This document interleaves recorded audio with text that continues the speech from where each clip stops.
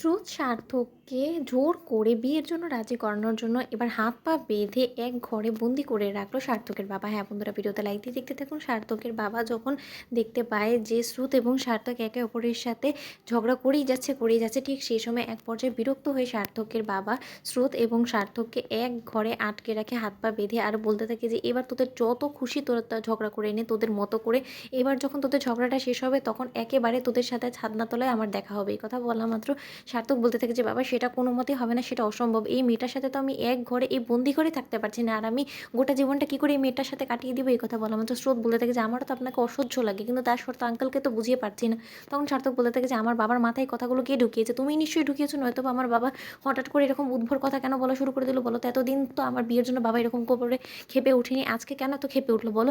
তখন সার্থকের বাবা বলতে থাকে যে দেখো, তোমাদের সহযোগিতার জন্য আমি তোমাদেরকে জানিয়ে রাখি যে আমার মনে বা মাথায় কেউই এই কথাটা ঢুকায়নি। আমি প্রথম থেকে ভেবে রেখেছিলাম যে যদি আমার সার্থকের জন্য আমাকে ঘরের লক্ষ্যে আনতেই হয় তাহলে একমাত্র আমি স্রোতকেই আনবো। তখন সার্থক বলতে থাকে যে আচ্ছা বাবা, যদি কোনোদিনও তোমার স্রোতের সাথে পরিচয় না হতো তাহলে তুমি কার সাথে আমার বিয়েটা দিতে বলো তো? মানে গোটা জীবনটাকে আমি আনম্যারিডই থেকে যেতাম নাকি? তোমার কথা তো শুনে এখন আমার এরকম মনে হচ্ছে যে হয় ভগবান আমাকে শুধু স্রোতের জন্যই বানিয়েছে, আর স্রোতকেই আমার বিয়ে করতে হবে এরকমটা এবার ভাগ্যে লেখা আছে। তোমাকে কি স্বয়ং ঠাকুর এসে বলে গিয়েছে? এই কথা বলা মাত্র সার্থকের বাবা বলতে থাকে যে ধরে নিতে পারি সেরকমটাই, কিন্তু এবার যদি তোর বিয়ে করতে হয়, স্রোতের যদি বিয়ে সত্যিকার অর্থে করতে হয় তাহলে স্রোতের জন্য সৌভিক নয়, সার্থককেই বিয়ে করতে হবে। আর সার্থক স্রোত তোমাদের দুজনকে আমি কথাটা বলে দিচ্ছি। এই আমি দরজায় তালা দিয়ে চলে গেলাম, তারপরে যতক্ষণ পর্যন্ত না তোমাদের পক্ষ থেকে কোনো রকম কোনো সিদ্ধান্ত তোমরা আসতে পারছো ততক্ষণ পর্যন্ত এই তালা কোনো মতেই আর খুলবে না। এই চাবি আমি আমার কাছেই রেখে দিলাম। এই কথা বললাম মতো সার্থক স্রোত সমানে দরজা ধাক্কাতে থাকে আর বলতে থাকে যে আঙ্কেল প্লিজ তুমি এরকম করো না। সার্থক বলতে থাকে যে বাবা এটা কিন্তু বড্ড বেশি বাড়াবাড়ি হয়ে যাচ্ছে, আমার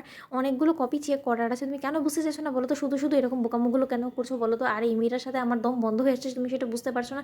আমার অসহ্য লাগছে। তখন স্রোত বলতে থাকে যে আমার বড্ড বেশি ভালো লাগছে আপনার সাথে এরকম একটা অন্ধকার ঘরে আটকা পড়ে থাকতে। ওদিকে স্রোতের যখন শ্বাসকষ্ট হওয়া শুরু করে দেয় ঠিক সেই সময় সার্থক বলতে থাকে যে বাবা দেখেছো তো মেয়েটা হঠাৎ করে অসুস্থ হয়ে পড়ছে, যখন ও অজ্ঞান হয়ে পড়ে যাবে তখন তুমি কী করবে বলো তো? তখন স্রোত বলতে থাকে যে আপনি তো এটাই চান যে আমি যাতে মরে যাই, কারণ আমি মরে গেলেই তো আপনার পথের কাঁটা সরে যাবে। এই কথা বলা মাত্র সার্থক বলতে থাকে যে একদম এরকম বাজে কথা তুমি বলবে না, তোমার মুখ থেকে এরকম বাজে কথা শুনতে আমার মোটেও ভালো লাগে না। স্রোত আমি তোমাকে ওয়ার্ন করে দিয়েছি, খবরদার যদি আইনটা তুমি এরকম কোনো কথা রিপিট করো। এই কথা বলা মাত্র স্রোত হঠাৎ করে অজ্ঞান হয়ে পড়ে যায়, আর ঠিক সেই সময় সার্থক চিৎকার চেঁচামেচি শুরু করে দেয়, বলতে থাকে যে বাবা মেয়েটা অজ্ঞান হয়ে পড়ে আছে, এবার অন্তত দরজাটা খোলো। তখন সার্থকের বাবা ভুল বুঝে আর বলতে থাকে যে আমি খুব ভালো করে জানি যে এটা তোদের একটা নতুন অভিনয়, আমি এই ভয়ে তালাটা খুলে দিই, কিন্তু আমি সেটা মোটেও করবো না। ওদিকে সার্থক চিৎকার চেঁচামেচি শুরু করে দেয়, বলতে থাকে যে বাবা মেয়েটা তো মরে যাবে শ্বাসকষ্ট হয়ে, তুমি কেন বুঝতে চাইছো না বলো তো? আচ্ছা তুমি কী চাও? যে আমি যাতে বিয়ের জন্য রাজি হয়েছি তাই তো? তাহলে তোমার যে কথা সেরকমটাই হবে, আমি স্রোতকে বিয়ে করার জন্য রাজি আছি, তুমি যবে আমাকে বিয়ে করতে পারবে আমি সেদিনই করবো। এবার অন্তত দরজাটা খুলে দাও প্লিজ।